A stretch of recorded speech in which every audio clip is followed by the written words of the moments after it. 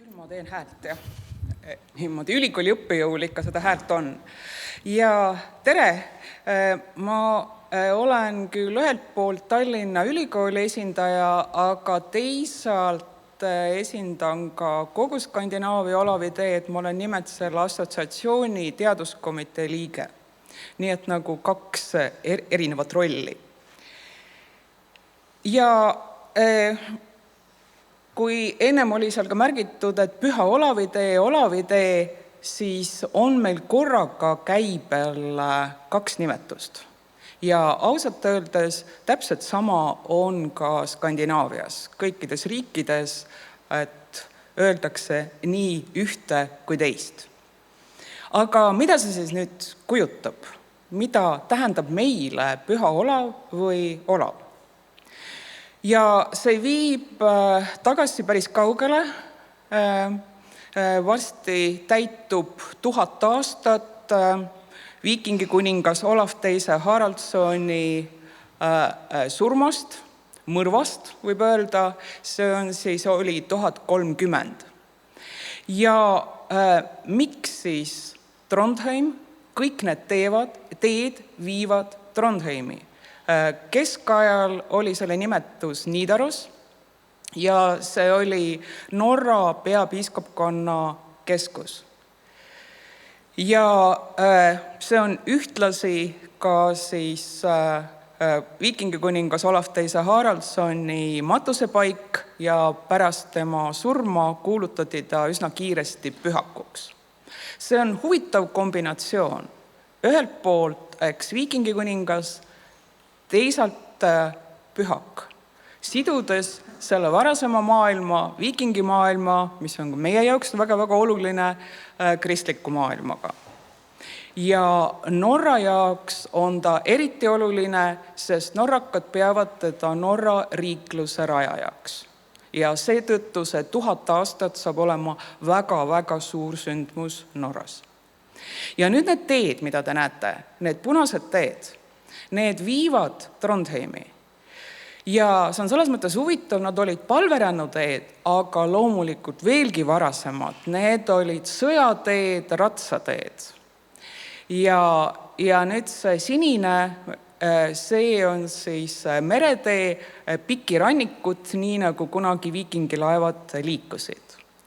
Nii et Taani, Rootsi, Norra teed on tõepoolest vanad teed, viivad siis juurtega keskaega ja veelgi varasemasse perioodi. Soome tee on uued. Ja miks nad üldse nagu tekkisid? 70-ndatel hakkasid vaikselt inimesed neid teid uuesti kasutama ja liikuma Trondheimi poole. Ja elustama seda palverännu traditsiooni, aga nagu te ka esimese slaidi nägite, siis sertifitseerimiseni jõuti alles siis 2010. Ja meie nüüd tegelikult võtame eeskuju Soome teedest. Ja mis on siis nüüd meie taust? Kui Olaviteede puhul Skandinaavias on hästi oluline see ajalooline pärand, mis neid erinevaid riike kokku seob, siis tekib meil küsimus, mis siis meid seob. Ja mu enda uuringutest tegelikult tuli välja, see kaart pärineb ka sealt, et kui te nüüd vaatate tähelepanelikult, siis te näete neid ristikesi, mis tähistavad kirikuid ja kabeleid, mis on pühendatud Pühale Olavile, ja nad asuvad nii Rootsis, Gotlandil kui Saaremaal Sõrves ääres, Eesti rannikul kuni Oleviste kirikuni välja ja nad markeerivad vanu sadamakohti. See tähendab, nad markeerivad ka kunagist viikingilaevade teekonda.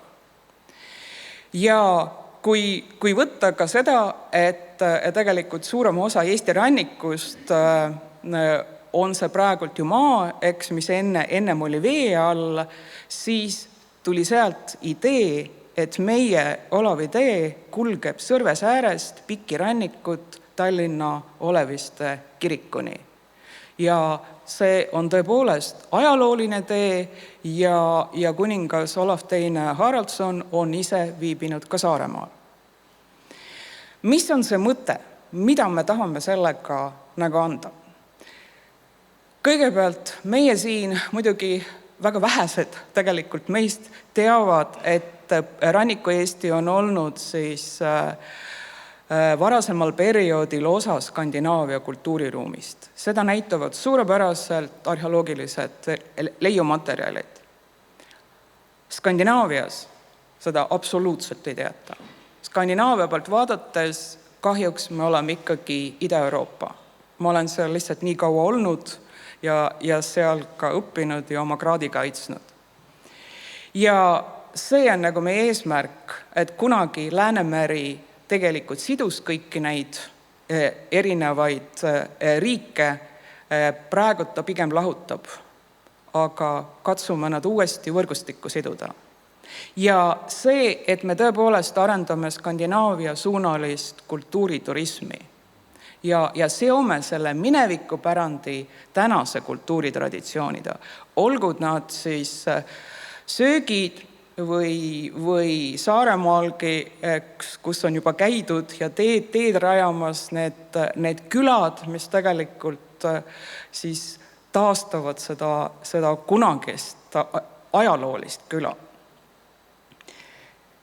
Eesti partnerid praeguse seisuga, kui te vaatate nüüd neid nimesid siin taga, eks muidugi juht on meil Haapsalu ja Läänemaa muuseumid, kes on ka ametlik liige, aga Saaremaa on kohe ka institutsioonina liitumas, siis te näete, et valdavalt on praegu Saaremaa, Läänemaa ja Padise muuseum ja Lääne-Harju praostkonnas siis Risti kirik, nii et me oleme nagu varba saanud ka Harjumaale. Aga praegu on tõepoolest juhtfiguur Visit Saaremaa. Saaremaal on tee peaaegu juba paika pandud ja Läänemaa on järgi tulemas, aga Harjumaale ei ole veel jõudnud. Nüüd rahvusvahelised partnerid. See on natuke teistsugune olukord. Meil on nagu selge üks juhtorganisatsioon, katusorganisatsioon, see assotsiatsioon ja all te näete kõiki neid riike, kes on liitunud, eks tee ei ole veel valmis Eestis, Hispaanias ja Inglismaal. Aga reaalselt on see niimoodi, et ei liitu riigid, vaid institutsioonid nendes riikides. Nii et praegult meil ongi siis Haapsalu ja Läänemaa muuseumid ja Saaremaa vald siis on järgmine, eks. Või kuidas te siis seal Saaremaal liitute, eks. Ja sama siis kehtib üle kogu Skandinaavia, nii et paljude institutsioonide liit. Mis on meie väljakutsed? Kõigepealt tõepoolest, kui me räägime Eestist, siis Euroopa kultuuriteid siin ei tunta eriti. Et kogu seda tausta, nii et siin on nagu väga oluline vahe võrreldes Skandinaaviaga. Mõeldes nüüd, kuidas me seda ise siin rajame, siis on tõepoolest see, et kus ta siis kulgeb. Kui me lähtume kultuuriobjektidest, siis võib sinna viia näiteks asfalttee, mis ei ole väga tore kõndimine. Kui me lähtume loodusest, ei pruugi sinna jääda eriti ühtegi kultuuriobjekti. Nii et juba see on väljakutse, kuidas see tee kõige õigemini paika panna. Nüüd samane see just see õhinapõhisus.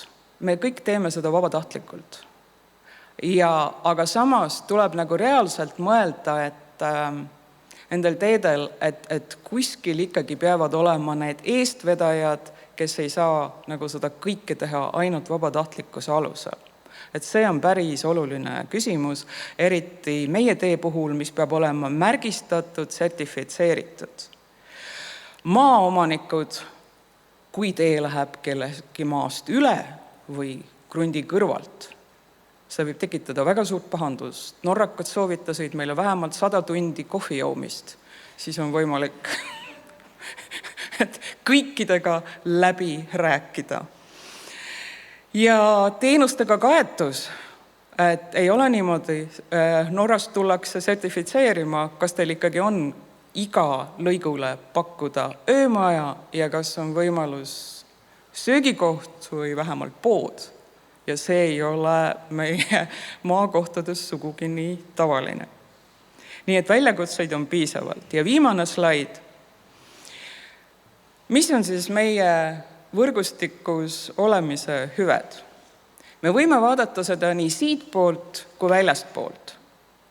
Aga vaataks korraks väljastpoolt. Mis ta annab skandinaavlastele? Aga mõelge ka sellele just, et nagu ma ennem ütlesin, enamiku jaoks oleme me idaeurooplased. Ja Tallinnasse tuleks, aga ega kaugemale küll eriti mitte. Kui sa oled selles võrgustikus, see samane Olavi embleem, see tee on sertifitseeritud, see annab turvatunde.